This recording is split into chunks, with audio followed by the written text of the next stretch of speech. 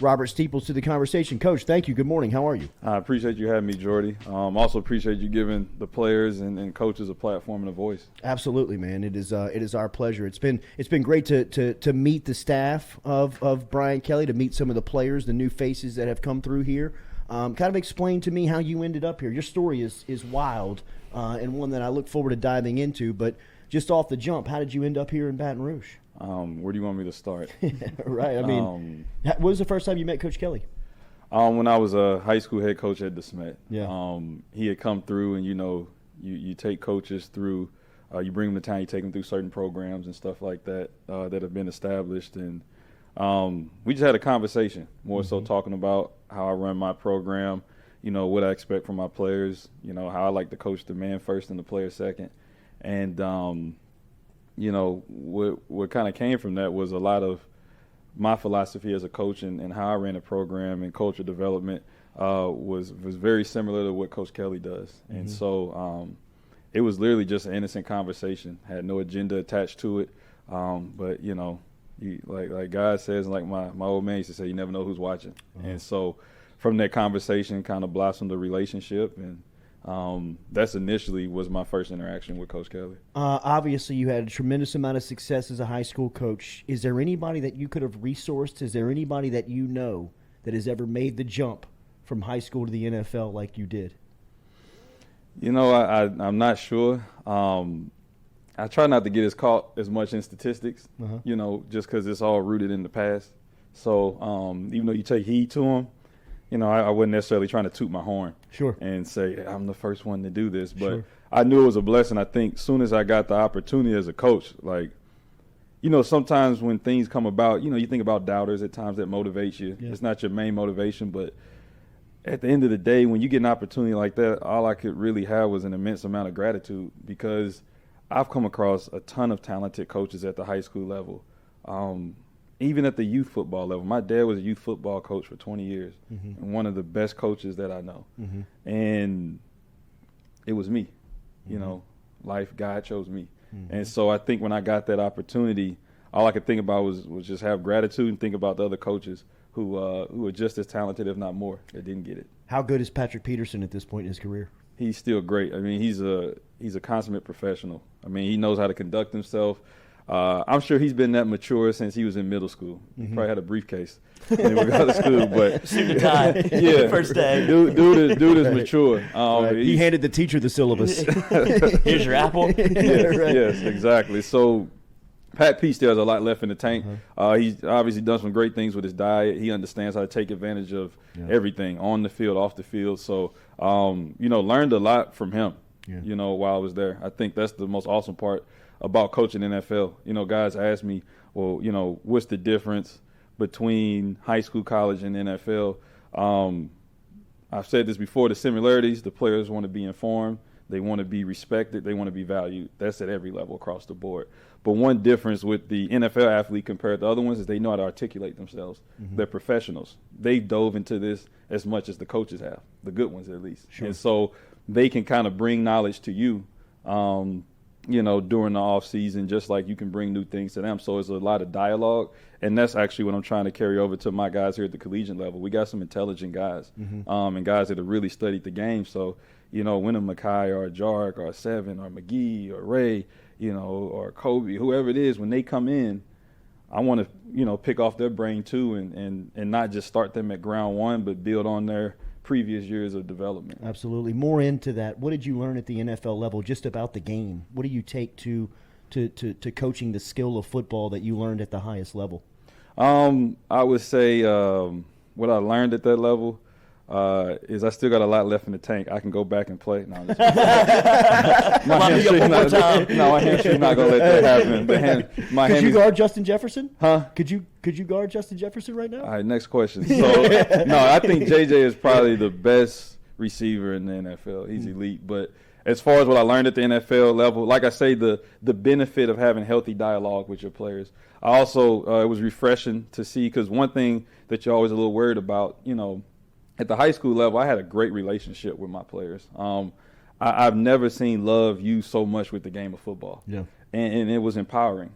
What we had, we use and what we lack we created, but it was all done with love. Yeah. And I deem love as doing right by people when they're with you and when they're not. And those guys did right by each other. So the thing I appreciated the most when I got to the NFL is that relationships still do matter. And that, like I say, you're dealing with a high-level athlete, so you better be convicted. I would say coach with conviction, because these guys can spot a fraud from a mile away. So you better know your stuff when you speak. You better speak with knowledge, and then you better have clarity as far as your purpose, letting these guys know why you're here. I read about paintball tournaments that you were putting together, gaming tournaments between your team in high school at DeSmet High School that you took over, your alma mater. Yes. That was 2-8 the first year you were there, and they were nationally ranked and multi-state champions when you left. Can you explain the challenge that you took on and I guess what you learned in that experience when you left it behind? Yeah, I mean, coming into it, I got open to the idea of coaching. Like I said, I'm from St. Louis, from Ferguson. With Mike Brown's murder, things like that got me involved with the community. And what I saw was beneath all this adult anger, adult opinion, there was a bunch of youth left behind that were confused. And so I said, how can I get involved with the community? And one of my homeboys, John, was like, instead of doing youth camps, because we have a lot of talent actually that comes out of St. Louis. So a lot of NFL guys come back and do camps. He was like, how about you think about doing substitute teaching? And so I dove into that. And so I started substitute teaching. And that really opened me up to the idea of coaching. But substitute teaching also allowed me to connect with not just young men, but also young women, regardless of their affiliation with the game of football. And you always go into those situations. I'm sure you guys have all been in that situation where you go in thinking you're going to give something, and you end up getting more in return. Right. And so that's what opened me up to coaching. So then when I got to DeSmet, obviously became a full-time teacher. And the biggest things that helped our turnaround, I would say, was ownership. First off, I had to become a better coach, right? Like so many coaches say, oh, I inherited these players. They always talk about the players they inherit. But at the end of the day, I was a graduate transfer. In my college career, I had 1 year left. And I appreciate the fact that Justin Fuente and Barry Odom and those guys and Chris Vine, they poured their all into me and didn't treat me as a transitional player. And so what you come to find out is those guys that you inherit, you need to pour into those. As much as you may produce a stud athlete that can come back and tell you what it takes to be great, when you pour into that knucklehead too, that kid that can't do right, and then when he's going and he comes back and he's like, listen to coach. Like, that's profound. They're like, dude, you didn't listen to nobody, and now you're telling us to listen. You take heed to that. Sure. You know what I'm saying? So I got into the SMET, and so people always hear about the state championships and the national rankings and stuff, but my first year, we start out 2-1. It's been our first win streak in probably about 3 or 4 years. And so I'm young. I no coach. I'm like, yeah, bro, I'm putting this NFL shit on the ass. You know what I'm saying? Like, they ain't ready. So we start out 2-1. AD's like, man, this is our first win streak. And then we go and lose our next 15 games. And so, I had to be humbled in the process, and that made me really dive into the game. The guys start taking ownership. We really preach Mad Men, which stands for mindset, accountability, action, and discipline. Those were the principles we always pushed. Like every year, teams have new slogans, all in, brotherhood, whatever it may be, and you never necessarily master. Just because you focused on that for 1 year doesn't mean you mastered it. So if we say the focus is all in, all right, you can win a championship and spend 1 year focused on all in, but did you master the concept of being all in? Just because that was the focus. So with Mad Men, I want to give us a consistent set of pillars to focus on and become more of that, more mentally tough, more accountable, more about action, more discipline. And I felt if you possess those 4 qualities, you're a man. Like it could say mad man, it could say mad woman, it could say mad adult. And an adult is just a person that's ready to lead. So like if you're mentally tough, accountable, you're about action, you're disciplined, you're ready to lead. Action's a big thing for our guys now with social media. Do your actions match your aspirations? Like even one thing here we did with our guys in spring ball is I had the guys write their aspirations down on a piece of paper, and we typed it up, and we crossed out their name. We wanted nobody to write their name down because what I wanted them to see was at the end of the spring, so we had their academic aspirations, their leadership, social aspirations, their spring ball aspirations. Like I want to start, I want to have a 3.2, whatever it may be. And then at the end of the spring, we all got together as a unit and we had the teammates try to read those aspiration sheets and say, who do you think this player was? Wow. And it was sobering and humbling for some guys, and it was empowering for others, because some guys saw that my aspirations and my actions aligned. Like a Garner, it was 10 for 10. Everybody knew what Garner's aspirations were. There's a reason he's doing what he's doing. You know, same goes to Jordy. Like, you can't say you want a 3.0 GPA, but you missed study hall twice this week. Mm-hmm. And so seeing your teammates and your peers also recognize your action ties into your aspirations, because if they don't align, you need to up your action. Like, if you're not meeting that aspiration standard, up your action, or you need to adjust your aspirations.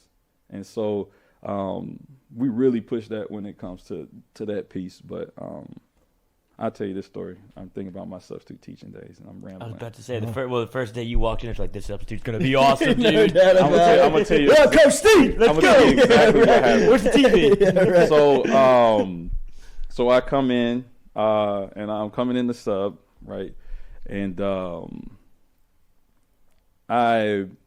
kids start whispering, right? Mm-hmm. You know, we ain't doing shit today. In the NFL. you're over 6'1", you got dreadlocks. They We're playing okay. dodgeball now. Yeah, like, he might not be an auditor. But so I come in, and kids are the whispers, like, I know who that is. And so, at this point, I was playing with the Cowboys. And so, I'm trying to be all fake humble. Yeah, for like, sure. you probably seen me on Madden. You probably got my Madden Ultimate card, And they're like, I know he is. You keep hearing the whisper, I know he is. Well, how it goes with subs. When you get to the end of the school day, there's that one kid at this point that's bold enough. I can't handle out no detentions. Absolutely. He's going to come to me. And so this one kid. Yeah. So it was you. Yeah. So you can. I see the shirt. Hey, so this kid, he comes up to me. He's like, I know who you are. I was like, all right. So I'm about to do the big reveal. This big Dallas Cowboys player, right? I was a fringe guy in my career, so I know. But anyways, still counts. He comes in and he said, I know who you are. I said, who am I? He shows me his phone. It's a SoundCloud rapper with like 193 followers. They had no idea that I played for the Cowboys. No idea who I was in my hometown. So I always say this: if you don't humble yourself, the kids will do it for you. So they had no idea who I was. But no, it was still awesome doing the substitute teaching and whatnot. That's so cool. Now you're LSU's cornerbacks coach. Mm-hmm. Jamar Kane sat right where you were 3 days ago and said he walks around the country as a recruiter. He's recruiting, and people tell him, man, you got a great gig. You're defensive line coach at LSU. They got a lot of talent down there and put guys in the league. I'd imagine that LSU cornerbacks coach has that same type of feeling on the business card. When you got the call from Brian Kelly and were placed in this role, what was your first thought? What's the challenge as you step into this on the first season? I mean, once again, it was, like I say, humbling. Like, it was a lot of gratitude because the tradition you're coming from. I mean, when I got the call, my wife went to LSU, so it was a no-brainer there. So she went there. I've been hearing about LSU for 8 Southern years. women, they win everywhere. Yeah, bro. They win everywhere. Undefeated. Undefeated. So she was all on board with that. But when I got the call from BK, knowing what DBU is, I know. Everybody sees the challenges. I more so saw the opportunity. Sure. We knew there was a lot of turnover with the group. Mm-hmm. People said, how do you handle the pressure? For me, I'm just like, pressure is nothing but expectations, or opportunity wrapped in expectations. And so we all have high expectations for ourselves. And so obviously the DBU standard is here, but what we expect of ourselves should be even higher. And so for us, like Pat P, Jefferson, Daniil, soon they found out I was going to LSU, they rushed me like when I was with the Vikings. Daniil's like, go eat everything in Baton Rouge. Pat P, he just wanted to talk X's and O's, talk the game. So we broke that stuff down. We've been doing it throughout the season. Jefferson was like, you're going to love it. So once I saw the passion from them, from former players, I saw the passion from my wife over the past 8 years when it comes to that. And so for me, when I got the opportunity, I mean, I was just excited. Like, let's start building. You have this Tyrann Mathieu vibe to you when that video hit and went viral of you addressing your team before the state championship and that motivational speech. It felt a lot like Tyrann's mentality. You don't have to yell. You're not jumping around. I'm not beating myself in the chest. It's just I'm telling you how it is, and you're gonna follow me because I'm a leader.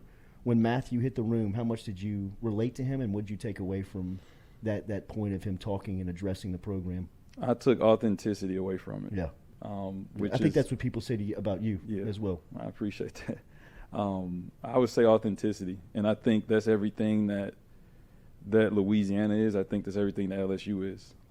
There's an authenticity coupled with passion and hospitality. You know, Tyron obviously has had quite the journey. He doesn't run from that journey. He embraces it, and to see him do it so openly and do it so transparently with our players and even those within the country, because he knows other people have been in this situation or have gone through it. And so I pretty much saw an embodiment of Louisiana. Like, everybody always talks about the food here, the food, and it's delicious, right? But Louisiana's more than this food. It's really this passion and this unapologetic passion and hospitality that just happens to show itself in the food. It shows itself in the game day atmospheres. It shows itself when you're walking up and down the street. And so that's what you got from Tyron. And that's kind of what I took away from his speech and my time here so far, is that people are unapologetically themselves. They're passionate. And that's similar to my hometown, St. Louis. And so I can always respect that. And, you know, me and Tyron, you know, I saw him at Saints camp, and, I mean, they show love. They show love. Like, once you're a part of this, you are always a part of this. And it makes you want to give them your best. You know? And from an LSU football standpoint, you're right, but even more granular, like DBU, when you're in the defensive back room. Fraternity. I mean, it is a tight-knit frat, man. Yeah, I mean, and that's going back to Corey Webster and Ryan Clark all the way through. You can't deny DBU. Like, I always say, the D is not for debate. I mean, the numbers supported the talent, but it's like having a bunch of big brothers that are eager to set you up to be even better than they were. And that is something you respect. I'm a Kobe Bryant fan. And I became more of a fan of him even after his playing career. Because, like, Jordan is, you know, don't ask Wingo this, but Jordan is the GOAT, right? So when Jordan retired, though, and he did amazing things, he didn't necessarily make it his life's work to pour in other people. He was like, I did my thing, let me see you do it. But, like, Kobe, like, he did it, and then once he was done, he made it his life's work. He made it his passion to try to go and put other guys on game. You got to respect that. And so when it comes to DBU, I think that's the same thing we get. These guys, they have success, they have tribulations, they have trials, and then they make it, it's almost like they feel an obligation, a responsibility, like a commitment. I'm going to come back and I'm going to pour into you because I want to see you get the standard and expand it. Because the standard's the standard, you know, and we're not dipping that. And there's been some great men that have helped set that standard up. And so, you know, it's my job to take that same passion and make it my life's work to uphold it. What do you make of the crew that you're trying to do it with the room? I know that you're replacing the number 3 overall pick in the draft in Derek Stingley Jr. You had Eli Ricks transfer out, who was a notable top flight cornerback, but you brought some guys in through transfer portal and some guys through recruiting. How do you evaluate your room going into your first offseason? I mean, honestly, it feels like the NFL again. You know, I was working with a bunch of rookies last year, 22, 23-year-olds. With all these graduate transfers, we got a bunch of 22, maybe a couple of 23-year-olds in there. But, I mean, what I make of the group is they're eager. I think they're aware that it's pretty wide open as far as the opportunity to contribute. I know, like, people say, like, they're aware that I'm a fair coach. Like when I shout, it's for a reason. When I don't, it's for a reason. And it's all dependent on the individual. But these guys, that same brotherhood you see from NFL to LSU with the DBU, these guys are pulling each other to the side, doing drills with each other.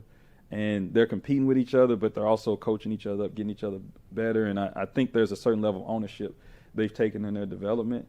And right now we got great dialogue amongst the group. But as far as talent-wise, you got some long corners that can run, some guys that take pride in also the cerebral part of the game. But at the end of the day, they want to be complete DBs. Like we always say, like, if it's in the air, shoot it down, and if it's on the ground, you kill it. And so that's going to be our mentality. Like, and they understand it's going to take work to get to that. And so they've embraced that daily grind. And so I'm very fortunate. There were some super talented dudes that went on and graduated and got their opportunity in the NFL, but also there's some guys who are hungry who can also get to that standard as well. Alignment is a word that we hear a lot coming out of the program right now, whether it's players or coaches that are coming through here. The alignment on the defensive side with Matt House and you and Coach Cooks and everybody that's on that side of the ball coaching them up. How's that relationship worked through spring up to this point? Yeah, so like House is like X's and O's is extremely impressive. He's the professor. Like every time we meet as a staff, you learn something new. He's got a file cabinet of different ways to scheme up defense and attack offenses. You know, with Jamar, he's produced everywhere he's been. Mm-hmm. I mean, I've seen him. He comes from rooted in a great program at NDSU at one point. He recruited my high school, and Jamar's produced at a high level, and you can see the D-line getting better. Kerry, well-traveled. He's got a wide net of knowledge when it comes to different systems. And he's 22 years in the game. And so and then you got our support staff, you know, Antonio and JJ and Chuck and Pat, Nico, Greer, Jacob. Like, when we get in that meeting room, everybody's doing their part. I think right now we've getting past that point of learning each other and putting people in place to succeed, but there's been a lot of crossover. Like, there has been alignment, but there's been a lot of crossover too. Like, hey, here's a thing that the corners do that the linebackers do. Hey, let's work together on that. Here's something that the D-line does and impacts the safeties. Hey, let's cross over and work with that. So it's been a lot of crossover work, a lot of cross-training. And so our guys are just expanding their knowledge of football generally. And like I say, it's been a good thing so far. And the guys aren't afraid to play with passion. So I like that. Seems like you have taken recruiting and run with it. Seems like you are really good at this part of the game. What have you made of recruiting, and what goes into being a good recruiter for somebody that's so young and fresh to it like you are? I appreciate you calling me young. All right. I would say, you know, the number one question people ask, like especially guys coming from the NFL, is how's the recruiting? Like almost as if it's a daunting thing. Mm-hmm. And I choose to look at it this way: is like what we're presenting these young athletes with is an opportunity to change their life. Mm-hmm. And I'm a key evaluator in that process. So instead of being like, oh, I got to recruit, it's like I'm a key evaluator in a process that'll change somebody's life, maybe the whole family dynamic. So you have to approach it that way. I always say, you know, don't be a salesman, be a steward. A salesman's got a product they push. A steward, they have something that they believe in.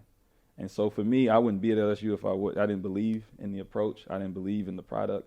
And so when it comes to recruiting, you know, I kind of dig in my teacher roots. I want to educate you because the goal isn't to get a kid to sign here. The goal is to get them, as Coach Keller would say, graduate champions. I don't just want to get you here for a year, especially with the portal. I want you to be convicted. Do your research. Check out everything you got to check out. I want you to know this is the place you want to be. I don't want you here at 5 a.m. and saying, what if? Mm-hmm. And so for me, the recruiting piece, obviously relationship is huge. You know, but there is a selfish aspect to it for me as well.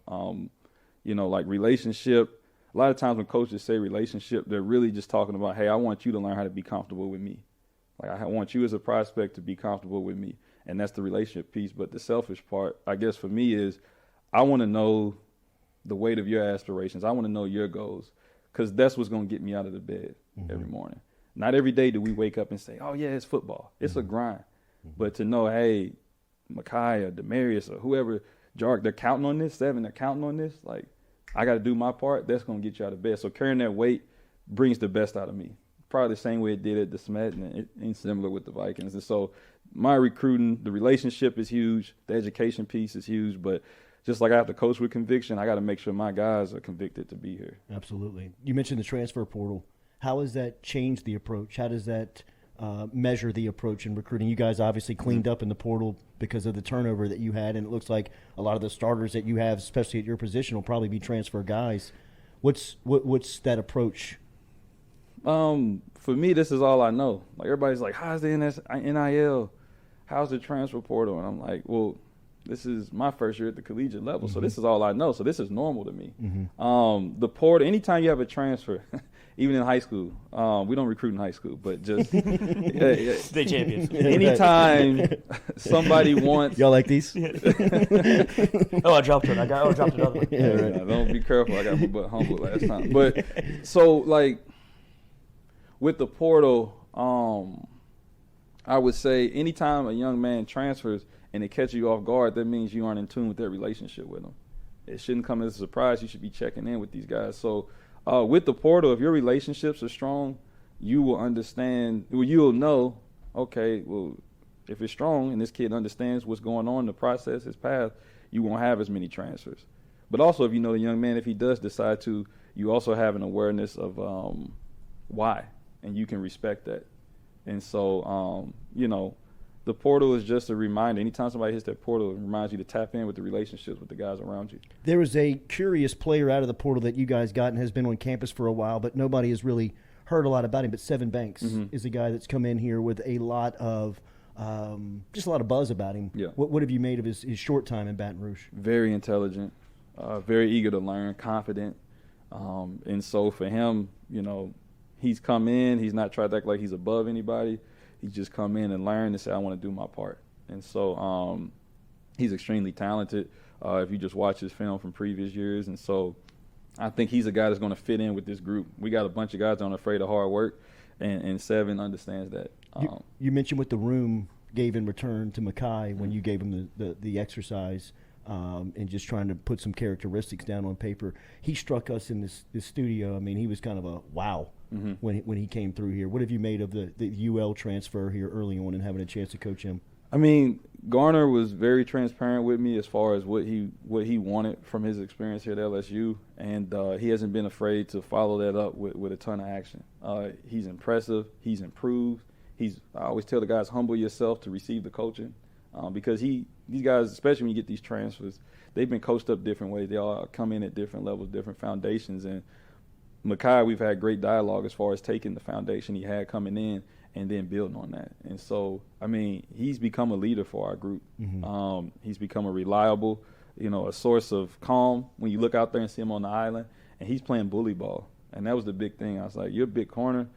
The weight is not to just tip the scale. It's to put paws on people and make them feel you. And so he's embraced that approach. But, I mean, he checks all the boxes as far as what you want in a leader. He conducts himself well off the field. He pushes his teammates. He gets extra work in with the group. And then if ever there is a hiccup, he takes full ownership. And so he's awesome to have in our room, and he's kind of become the voice. What's your vantage point of the SEC as a coach coming into it, and what do you expect from it when you get into it every weekend next season? Oh, it's football Hollywood. It's, if you want the smoke, you're going to get it. If you want the pressure, you'll have it. And so I'm enjoying it. I know if you approach the SEC in those type of situations the right way, it brings the best out of you. And so, I mean, every time those guys step on that field, we had our first practice in the stadium in Death Valley, and just everybody just kind of paused and had a moment because you realize, like, we're here. This is real. This is where it goes down. And so for me, my impression SEC is highly competitive, but they're coming into it, and that's what you want. Yeah. So, I mean, I'm excited. I'm confident moving forward. Team is under the monitor of Jacob Flint right now, and it seems like there's been a really good return to what he's doing and kind of forward thinking in that aspect of getting the team into shape. What have you made of his program as you kind of wait on the crew to arrive in August? Yeah, I mean, with Jake and his staff, they do a heck of a job of making sure everything is intentional, everything ties together. Like, if we're going to do something on the field with conditioning, it's not just – we're not track practice out here. We're getting ready for football. And also they're doing a great job with the mental performance aspect as well. Yeah. And so it's physical conditioning, but it's also mental conditioning. And so Jake is doing a really good job with that. And you can see some form of adversity being created in these workouts that mimic what would take place on the football field. So our guys are getting better, and they're getting closer to being a tighter unit, more cohesive unit when it comes to playing the game. Yeah, absolutely. What is the point of emphasis for you as the coach, the staff, in the players this summer? What are you looking to accomplish before fall camp? I mean, just polish, like just laying a firm foundation, making sure we thought it was firm coming out of spring, but just making sure it's solid. Catering our scheme and our approach to our players. We kind of have an idea now. That's the big benefit of spring ball is you go in with a lot of questions and you hope to leave with a lot of answers. We kind of are like, all right, this is kind of the idea who we got. This is the direction our team's headed. And now it's our job to cater that to them. And so that's really been the big emphasis is our standard's the standard, and it must be, like I say, supported throughout, like you say, alignment. Yeah. All right, and then we got to find a way to show that in every way. I think Coach Kelly does an amazing job of taking everything off the field and making it matter on the field.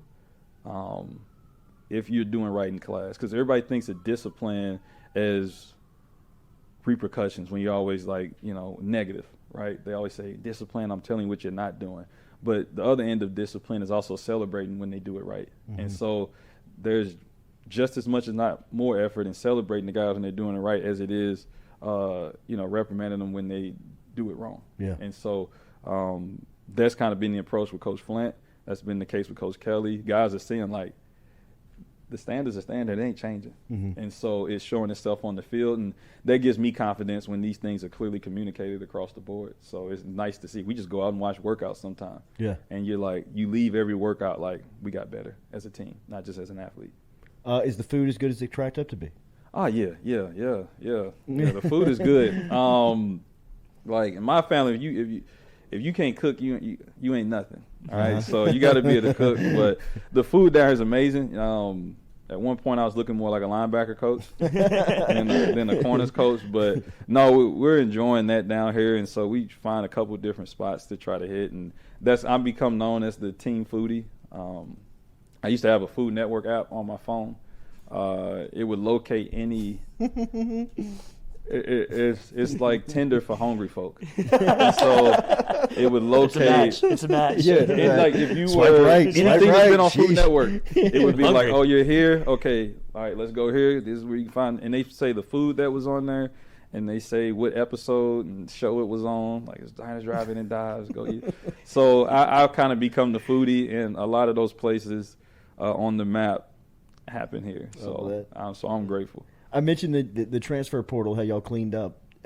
How wealthy is the state of Louisiana with defensive back talent? I know you can't speak individually of players, but when you start to evaluate these DBs and future prospects, you've got to look at this state and say, my God, I've landed in the promised land. Thank you for telling me I can't speak individually. Yeah, no, we're extremely talented in the state. I mean, the numbers support it. The production supports it. It's always going to start here in Louisiana. And so, I mean, for the foreseeable future, from what we've seen during the camp circuit, we're loaded in state with talent, and especially at the skill position, with DBs in particular. So I'm grateful for that, because some areas, as you try to lock down the borders, you're kind of at the mercy of the region. But here, it's these coaches, they do a good job, and it must be something in the water. But they do a good job getting these guys ready to go. And the good thing is it's very clear if you're a DB, the place to be. And so I'm learning the different regions, but we're loaded with talent. What is the expectation on guys coming in like LaTerrence Welsh and I know that you had one more, Davis Robinson. Yep, Jalen, and then even Jordan. The first thing is getting them established academically. I'll be honest. Like, the guys that'll play are the guys we trust. Well, they start earning trust in the classroom. And so making sure they're established academically, they've been doing that.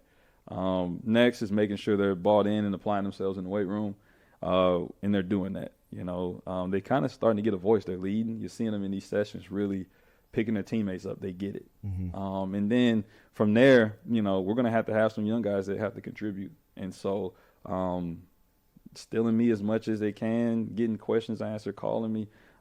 Whatever we got to do to get you ready, because when the season's here, it's here, and we're going to need those guys. So LT's looking good, and so is Jordan, and Jalen will get up here shortly, and it'll be fun to get that whole group together. I know that you don't coach him individually, but you coached him in high school, and when he came through here, he mentioned how much you meant to him committing and being at LSU now as Mekhi Wingo, the defensive tackle who transferred in from Missouri.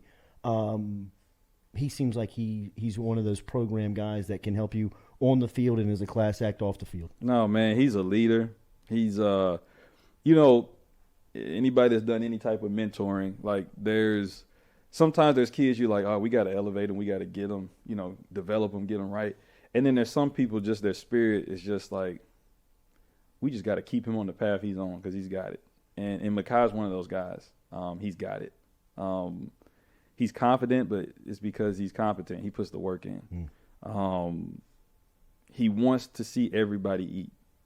And so that's tough, especially when you're this close, right? Like, you're this close to getting on the field at Death Valley. You're this close to an NFL opportunity. As guys start getting that close, you start sometimes getting that crab in the barrel approach where guys are like, let me pull you down instead of let me pick you up. Ego can affect that. But for Wingo, he's confident in him, but he knows that it takes the whole team to win. Mm-hmm. It takes the whole rotation. Like, that's one thing he talked about when he got here was the rotation. All right, yeah, I'm going to be rotating with these guys. And so he is a beast. I compare him. He's like a little mini Aaron Donald. Oh, wow. I compare him to Floyd Mayweather in the sense of this, not off the field. But Mekhi will have you studied up before he takes the field. He'll know you inside out. And then as he's out there duking it out with you, he's breaking you down and gathering even more information and processing you more. And by the time the third, fourth quarter is here, he knows your middle name, the last 4 digits of social. Like, he has broken you down. He's in and your back pocket. Yeah, he knows everything in his skill set, how to attack you. Wow. And so the scary thing is, I've seen this already over the course of 4 years as coach. He did all that stuff as a freshman. And the fact that he's got another, potentially 3 years ahead of him, it's scary, and he's got long arms. He's not the tallest guy, but he's got the natural leverage due to height, but he's also got the length. And so, and then up here, he's got heart, and he's got a mindset that you hope is infectious on his teammates, and he's going to have a positive impact on that group. It feels like you could name your ceiling in football. Whatever you want to be, it feels like you could probably be. What are your aspirations in this game? I always feel this question in the interview process. I would like to be a head coach again at some point, but honestly, I don't really have an end goal. I think it's more so, as long as I'm in a place where there's alignment, where I'm valued, I have a platform to make an impact, but I'm also surrounded by people that impact me, that's going to get the best out of me. And so my end goal is to perform at my full potential, whether that's working, whether that was working a high school job for that stipend amount. I had a blast doing it, and I gave my best, and I feel like I didn't waste my time. It was worthwhile. That's the same thing I want out of this experience at LSU. I want to be here as long as they'll allow me to be here, as long as God blesses me to be here. I just want to do my best. And I know as long as I have people around me that bring the best out of me, I have a platform where I'm valued and can have an impact, and there's alignment that we want the same thing, that's where I want to be. And so I'm more of I always say this, I'm a bloom where you're planted guy. I really don't think it's fair. These kids know when a coach is looking for his next job. When you coach like you're looking for your next job. Wow. You can't fake that. And so for me, I like the process. I like the development process. Like, I used to think I wanted to be an architect. That is not the case. I cannot do math like that. But what I learned is I enjoy the building process. And so for me, yes, it's a blessing if you can potentially name your ceiling, but I think I always say, like, you don't climb a mountain staring at the top. You just look for that next spot to just keep getting better, to keep getting closer. And so for me, I'm not working with an end goal. Honestly, I'm working just to perform to my potential and have a major impact. I got to pay it forward. I had coaches like that in my life, like Coach Vine and like B.O. and like my pops. And I seen the impact he had on people. I got to pay it forward. I'm a foodie. If I eat something good, like if you go to Chimes and you eat that pecan praline bread pudding, if I eat it, I'm going to say, try some of this, right? That's how I approach food, but that's also how I approach life. If something's been good to you, I get joy out of knowing somebody else is allowing it to be good to them. Wow. And so I just want to do my part. You are a hell of an inspiration, man. Appreciate it. I cannot wait to watch your group play. And the reason we said this to the public, we wanted to get you on, is because everybody that's come through here, recruit, player in the locker room, coaches, have mentioned your name of making an impact on their time or their decision to be at LSU. So keep doing it right, man. Appreciate it, man. Absolutely. Thank you very much. Absolutely. Like I said, you give our guys a platform. They come in talking about the show, so This is awesome. Nice setup too. I might steal one of these couches. Yeah, you got it, bro. You got it. We got a lot of gear for you. Yeah. Thank you, man.